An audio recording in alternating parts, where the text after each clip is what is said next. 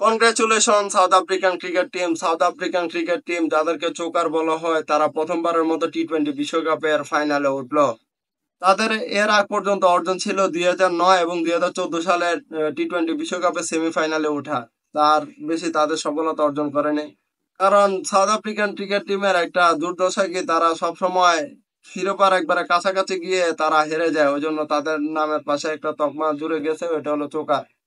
কিন্তু এবার টি-20 বিশ্বকাপে সেমিফাইনালে তারা চোখ করেনি। এবার সাউথ আফ্রিকা আজ টি-20 বিশ্বকাপে সেমিফাইনালে আফগানিস্তানের সাথে ডমিনেট করে জয়লাভ করে।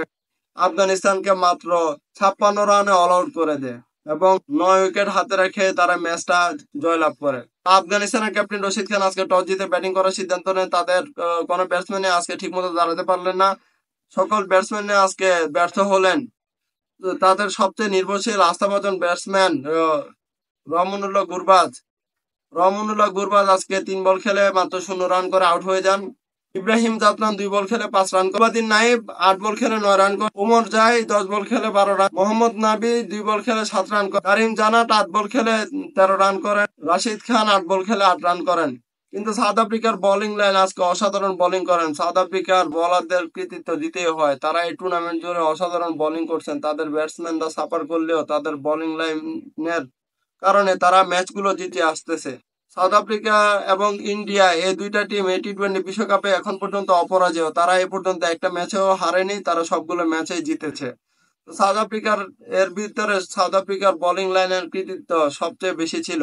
সাউথ আফ্রিকার বোলিং লাইনে আজকে অসাধারণ বোলিং করেন। সাউথ আফ্রিকার বোলারদের মধ্যে মার্কো জনসন আজকে 3 ওভারে 13 রান দিয়ে 3 উইকেট। কাগিসো রাবাদা আজকে 3 ওভারে 14 রান দিয়ে 2 উইকেট। অ্যান্ডিস নকি আজকে 3 ওভারে 7 রান দিয়ে 2 উইকেট। তাবরিজ শামসি আজকে 2 ওভারে 6 রান দিয়ে 3 উইকেট নেন। তারা অসাধারণ বোলিং করে। তাদের বোলিং নৈপুণ্যে আফগানিস্তান টিম 56 রানে গুটিয়ে যায়।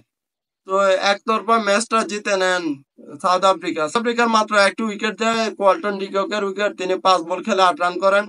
এরপর রেজা হেন্ড্রিক্স এবং অ্যাডাম মাকরামের 50 রান ঊর্ধ্ব পার্টনারশিপের মাধ্যমে সাউথ আফ্রিকা এই ম্যাচ জয়লাভ করে। যেখানে রেজা হেন্ড্রিক্স আজকে 25 বল খেলে 29 রান করেন। অ্যাডাম মাকরাম 23 বল খেলে 21 রান করেন। আফগানিস্তানের হয়ে ফাজাল ফারুকি 2 ওভারে 11 রান দিয়ে একটা উইকেট নেন।